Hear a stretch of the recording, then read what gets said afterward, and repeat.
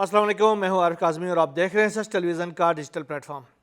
हम अपने इन व्लॉग्स में मुसलसल आपको आगाह करते जा रहे थे कि इजराइल की जानिब से गज़ा के अंदर जो जुल्म सितम का सिलसिला है उसके नताइज भयानक साबित हो सकते हैं, क्योंकि गज़ा के अंदर जिस तरीके की जो जारियत का सिलसिला इजराइल ने जारी रखा हुआ है, बच्चों को नहीं बख्शा जा रहा। भी जो आज़ाद ज़राए से बताया गया कि 50,000 से ज़ायद बच्चों को शहीद किया गया, 1.5 लाख से ज़ायद जो आम अफराद हैं उनको शहीद किया जा चुका है और उतने ही ज़ख्मी हो चुके हैं। तो अब जो है वो हमास की जो ताकत है या जो मज़ाहमती महाज है उसकी ताकत में रोज़ बरोज़ इजाफा हो रहा था, क्योंकि जो लोग हमास में दाखिल होना चाह रहे हैं वो इसलिए दाखिल होना चाह रहे हैं कि उनके पास अब खोने के लिए कुछ नहीं बचा। उनके प्यारे सारे मर चुके हैं, वो शहीद हो चुके हैं, वो बिल्कुल दुनिया में अकेले हो चुके हैं। तो उनके लिए अब खोने के लिए कुछ नहीं बचा और पाने के लिए सारा इजराइल उनके पास मौजूद है। लिहाजा उन्होंने हमास के साथ हाथ मिला लिया, उन्होंने जहाद इस्लामी के हाथ मिलाया, उन्होंने सराय कुद्स के साथ हाथ मिला लिया है और अब इजराइल के ख़िलाफ़ जो हमलों का सिलसिला गज़ा के अंदर मुसलसल बढ़ता जा रहा है और जो इंतफादा की मैं बात कर रहा था वो शुरू हो चुका है। अभी जो बड़ी इतलात आ रही हैं गज़ा के अंदर से, वहाँ पर एक बहुत बड़ी कार्रवाई की गई है जिसमें इजराइल की जो फोर्सेस है उनको न सिर्फ छापामार कार्रवाइयों का निशाना बनाया गया है बल्कि घात लगा कर जो कार्रवाइयाँ की जाती है उसके ज़रिए भी नुकसान पहुँचाया गया। और एक बहुत बड़ी कार्रवाई एक खुदकश हमले के ज़रिए की गई है जिसमें वहाँ पर इजराइल के बहुत सारे फोर्सेस के हलाक होने की इतलात सामने आ रही हैं। उसके अलावा जो गाड़ियों के काफ़िलों पर हमले किए गए हैं उसमें 20 से ज़ायद जो गाड़ियां हैं उनके भी तबाह होने की इतला सामने। बड़े पैमाने पर इजरायली फोर्सेस को नुकसानात हुए हैं, जिसका इजराइल जो है वो जो अपने नुकसानात हैं उनको छुपाने की कोशिश कर रहा है, लेकिन वहाँ से वीडियोस और जिस तरीके से जो मीडिया रिलीज़ सामने आ रहे हैं उससे ये अंदाज़ा हो रहा है कि इजराइल को बहुत बड़ा जानी नुकसान पहुँचा है। क्योंकि जो हमास है, जो जहाद इस्लामी है और दीगर जो मज़ाहमती तंजीमें हैं उन्होंने अपनी कार्रवाइयों को बहुत तेज़ कर दिया है और वो मुसलसल हमले कर रहे हैं। और न सिर्फ ये जो हमास के जो रजिस्टर्ड जो जंगजू हैं वो हमले कर रहे हैं, बल्कि जो दीगर लोग हैं जिनके प्यारे इस जंग के अंदर शहीद हो चुके हैं, इस जारियत के अंदर शहीद हो चुके हैं, वो भी इजराइल के ऊपर मुसलसल हमले कर रहे हैं। इजराइल के फ़ौजियों को गाद लगा कर निशाना बना रहे हैं, जिसके नतीजे में उनकी जो हलाकतों का सिलसिला बहुत तेज़ी से बढ़ गया है। यही वजह है कि अब उनके जो फोर्सेस है उनकी तादाद में मुसलसल कमी आ रही है। बहुत सारे फोर्सेस ऐसे हैं जो कि जो जहनी बीमारियां हैं उनका शिकार होकर वो इस फोर्सेस से अलग हो चुके हैं, कुछ ज़ख्मी हो चुके हैं, बहुत सारे मर चुके हैं। और जो रिज़र्व फोर्सेस है जो कि इजराइल के शहरियों के लिए ये रिज़र्व खिदमात इंजाम देना फ़ौज के अंदर वाजिब है, वहाँ पर लाजम व मलजूम है, लेकिन अब अवाम जो है वो इनकारी हैं इजराइल के फोर्सेस में अपने एज रिज़र्व किरदार अदा करने के लिए। अभी जो गज़ा के ऊपर कब्ज़े की जो मंजूरी दी गई है काबीना की जानिब से, आज बल्कि काबीना से उसकी बाकायदा तौर पर मंजूरी भी ली जाएगी। इससे पहले काबीना के अंदर ये फैसला हो चुका था, नेतन्याहू ने इसकी मंजूरी दी थी। फिर कल हमने देखा कि वज़ीर जो दिफा है इजराइल काट्ज़ और उनके जो आर्मी चीफ़ है, इन दोनों ने भी बाकायदा तौर पर इसकी प्रोस एंड कॉन्स को हतमी शक्ल दे दी थी। 60,000 से ज़ायद जो रिज़र्व फोर्सेस है उनको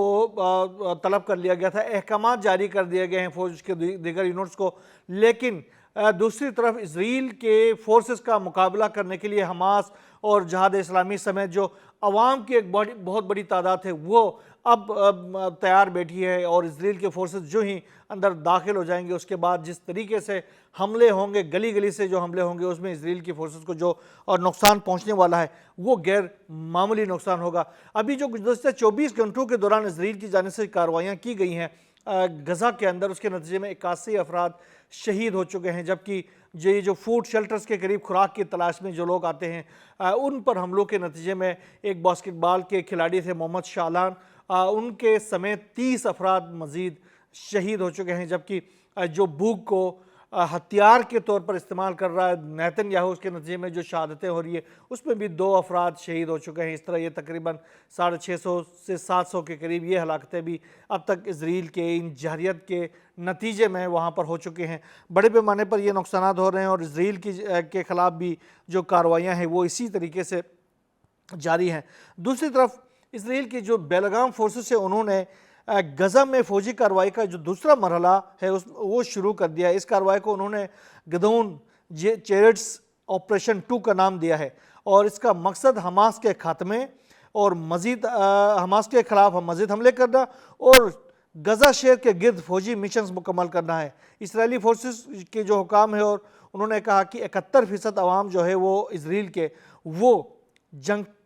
جاری رکھنے کی ان کو مخالفت کر رہے ہیں، اور وہ یہ چاہتے ہیں کہ کسی طریقے سے حماس کی قید سے ان کے جو قیدی ہیں وہ رہا ہو جائے اور یہ جنگ ختم ہو۔ اب اس وقت اس کی وجہ یہی ہے کہ اسرائیل کے اندر بڑے پیمانے پر مظاہرے بھی ہو رہے ہیں نیتن یاہو کے خلاف، اور وہ مسلسل نیتن یاہو سے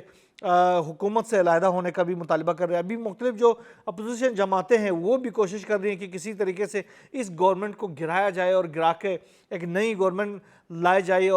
اور حماس کے ساتھ ایک کامیاب مذاکرات کر کے یہ جو قیدی ہے ان کو رہا کروایا جائے۔ یہ کوشش جاری ہے، آنے والے دنوں میں اس حوالے سے بھی اہم ترین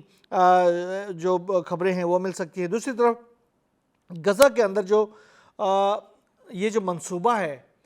حماس کو ختم کرنے کا اور غزہ کے اوپر قبضے کرنے کے حوالے سے، اس حوالے سے اسرائیل کے ایک اعلیٰ فوجی حکام نے اعتراف کیا ہے کہ یہ جو فوجی حملے کے ذریعے غزہ کے اوپر قبضہ کرنے کا یہ جو پلان ہے یہ مکمل طور پر ناکام پلان ہے، اس سے حماس کا خاتمہ ممکن نہیں ہے۔ غزہ پر قبضے کا فیصلہ دراصل اسرائیلی قیدیوں کے لیے سزائے موت کے مترادف ہے۔ یہ ان کے یہ جو ایک موجودہ آرمی آفیشل نے یہ بیان دیا، انہوں نے کہا کہ میں حیران ہوں کہ اس طرح کا یہ فیصلہ جو ہے وہ نیتن یاہو کیسے کر سکتا ہے، جبکہ ان کے جو سابق آرمی چیف ہے انہوں نے بھی یہ کہا کہ تمام اسرائیلی ریزرو فورسز اگر دوبارہ خدمات کے لیے تیار ہوں تو بھی یہ جو جنگ ہے اس کو جیتنا ممکن نہیں ہے، ورنہ میں یہ کہتا ہوں کہ ریزرو فورسز ہے وہ جنگ کے لیے تیار کسی صورت نہیں ہے۔ اور غزہ سے متعلق موجودہ حکومت کی حکمت عملی انہوں نے کہا کہ وہ ناقص ہے اور اس کے نتیجے میں صرف تباہی ہی آ سکتی ہے۔ اور ابھی تک جو اسرائیل جو ہے وہ دعویٰ کر رہا ہے کہ ہم نے ویسے ہی 87% غزہ کے اوپر قبضہ کر لیا ہوا ہے، تھوڑا سا غزہ ہمارے پاس ہم سے رہ گیا ہے، اس کے اوپر قبضے کے لیے ہمارے لیے یہ آسانی ہے کہ ہم ایک بار پھر ایک بھرپور حملہ کر لیں امریکہ کی مدد سے، تاکہ وہ جو جتنے بھی وہاں پر جو جنگجو فورسز ہیں ان کو یا تو نکال باہر کیا جائے یا تو ان کا خاتمہ کیا جائے۔ کل ہم نے آپ کو بتا دیا تھا کہ ڈونلڈ ٹرمپ نے بھی یہ کہا تھا کہ غزہ سے قیدیوں کو واپس لانے کا ایک ہی طریقہ ہے، وہ طریقہ یہ ہے کہ حماس کا خاتمہ کر دیا جائے۔ لیکن دوسری طرف اسرائیل نے جہاں غزہ کے اندر قبضہ کر کے وہاں پر اپنی کالونیاں بنانا چاہ رہا، دوسری طرف انہوں نے ایک تو یہ جو مشرقی القدس کو مغربی کنارے سے الگ کرنے والی جو علاقہ ہے وہاں پر ایک غیر قانونی بستی وہ قائم کرنا چاہ رہا، دوسری طرف جولان کی جو ہائٹس ہے جو شام سے اسرائیل نے قبضے میں لے لیے تھے، کنیترا سائٹ کا جو علاقہ تھا وہاں پر باقاعدہ طور پر اپنی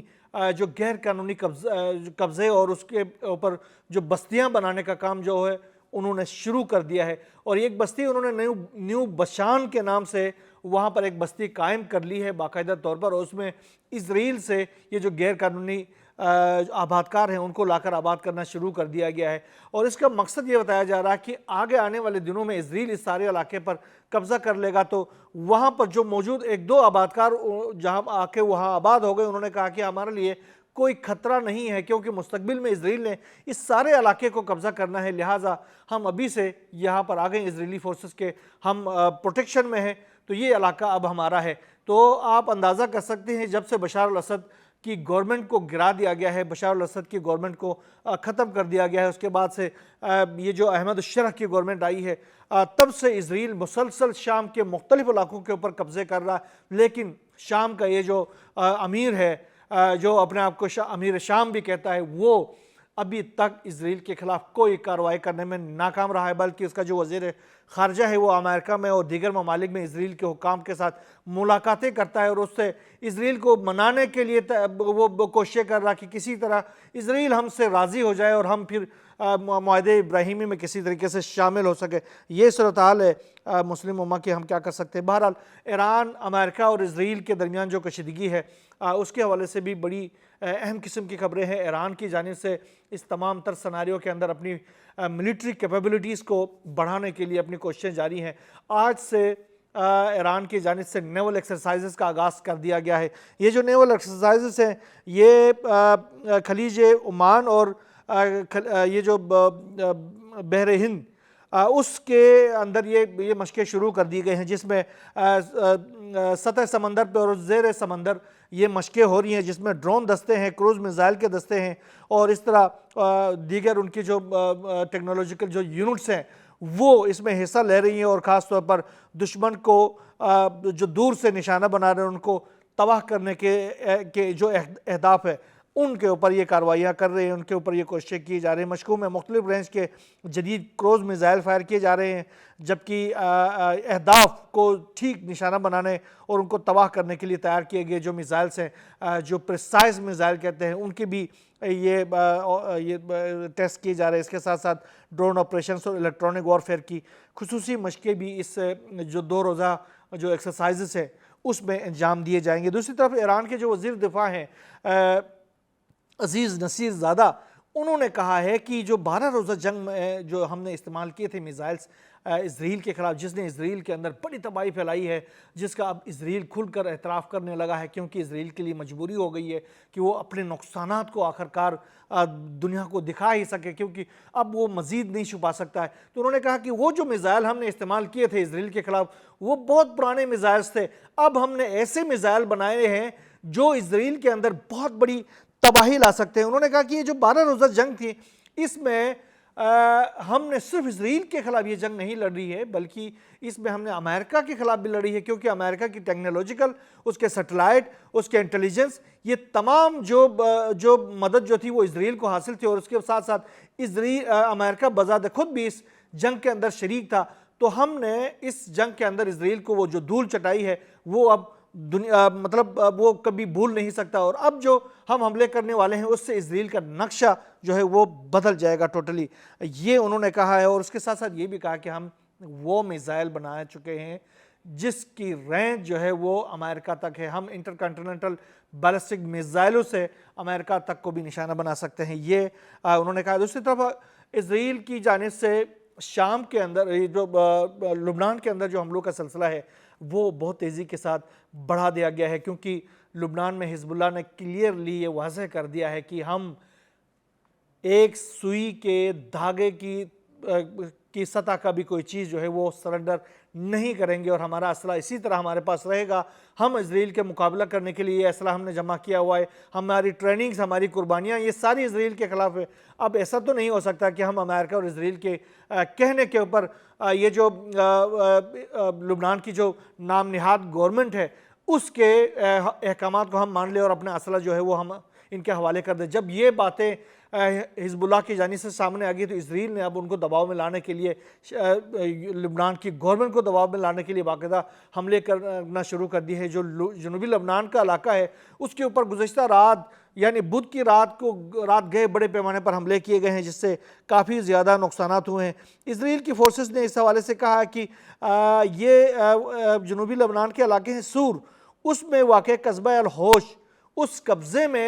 قصبے کے اندر انہوں نے کہا کہ ہم نے کارروائی کی ہے جس میں 7 افراد زخمی ہو چکے ہیں، لیکن ابھی یہ حزب اللہ کی جانب سے اس حوالے سے کوئی جواب، کوئی بیان سامنے نہیں آیا ہے۔ گو کہ اسرائیل نے کہا کہ یہ جو کارروائی کی گئی تھی حزب اللہ کے مختلف ٹھکانوں کے اوپر کی گئی تھی، لیکن حزب اللہ نے ابھی نہیں بتایا کہ ان حملوں کے اندر ان کو کس حد تک نقصان پہنچا ہے۔ بہرحال آنے والے دنوں میں اس کے بھی جو بھی نئی ڈیولپمنٹ سامنے آتی رہیں گی وہ ہم آپ سے شیئر کرتے رہیں گے۔ مشرق وسطیٰ کی صورتحال، رشیا یوکرین کی صورتحال سمیت دنیا بھر سے جو بھی نئی ڈیولپمنٹ سامنے آتی رہیں گی انشاءاللہ ہم آپ سے شیئر کرتے رہیں گے ان ولاگز میں انشاءاللہ۔ یہاں بس اتنا ہی، اللہ حافظ۔